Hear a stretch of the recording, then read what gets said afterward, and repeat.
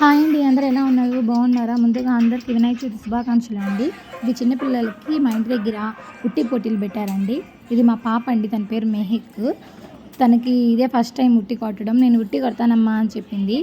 సరేలే అని చెప్పాను. అది ఉట్టి కొడుతున్నారు.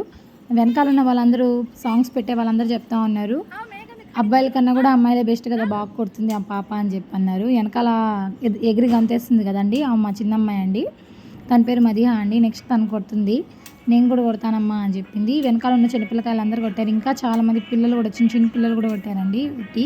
ఇది ఓన్లీ చిన్నపిల్లల వరకేనండి ఉట్టి పోటీ పెట్టింది. పెద్దోళ్ళు అయితే దీంట్లో లేరండి, ఓన్లీ చిన్నపిల్లల వరకేనండి. పెద్దోళ్ళు ఊరేగింపు కూడా ఉందండి, అది కూడా నేను చూపిస్తాను. రకరకాల ఉట్టిలు ఉన్నాయండి దాంట్లో. కాకపోతే ఇది చిన్నపిల్లల ఉట్టి అండి, అందుకని ఇది ఒకటే వీడియో తీసానండి. ఇది మా పాప అండి, చిన్న పాప. దాని పేరు మదిహా అండి.